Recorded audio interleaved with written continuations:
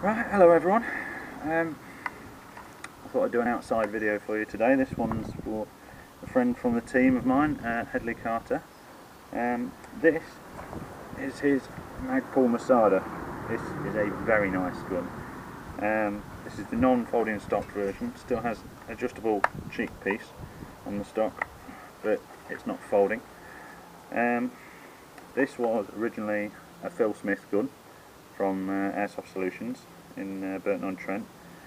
Phil had done some compression upgrades to it. He's done the cylinder head, piston head, hot rubber, things like that. But he hadn't touched the electrical system, so the gun was quite sluggish. There was a lot of wind up on the trigger on semi-auto, and full auto was, I'd say, about 10 to 12 rounds a second. It was particularly slow, even on 11.1. Now that turned out to be because of the shimming in the gearbox. It's particularly fussy shimming in this one, and the stock short motor that's in these is not particularly powerful at all.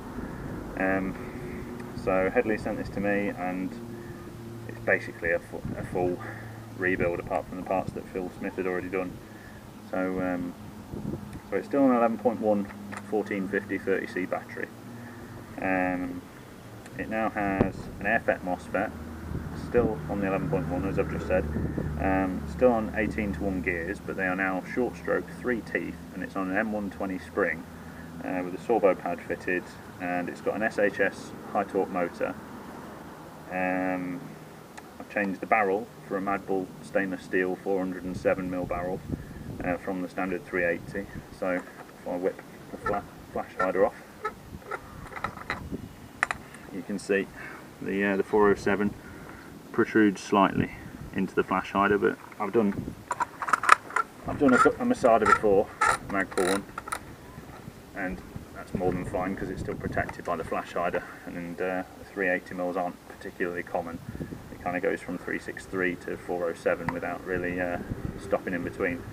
So it's now got the Magpul stainless steel 6.03 type bore barrel, which is a very, very high quality barrel, and it has a, of course, Prometheus purple hot rubber.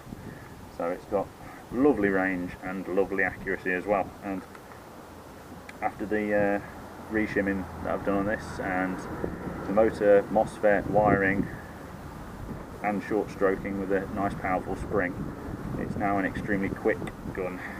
The problem that most guns have when you're sticking a high torque motor in and then start running it on 11.1 when it's still on 18:1 gears, there's a lot of overspin.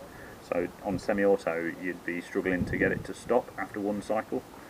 So by putting a more than necessary powerful spring in, such as the M120, and then short stroking it, you make the wind up section of the gears a lot stiffer, so that so once the power's cut to the motor, it can't carry on rolling past that point, which means that single shot semi-auto gives you one cycle per shot instead of it overspinning, which is common to guns on 18:1 when you put 11.1 batteries in. So I'll put some gear on today just so I can show you a bit of operating. I've got my Dave Tech sling on. This is mine. I've got Headley's ridiculously overkill scope on this. So with the range that this gun now has, it's shooting 340 FPS, probably at around 28 rounds a second, I'd say. So this scope is now justified, though it does have a micro red dot on top to give you, there's still the short range capability without having to get cheek weld. You can still aim with both eyes open, or you can get properly down onto the scope and get the proper cheek weld and eye relief. So let's do some shooting. This is semi-auto.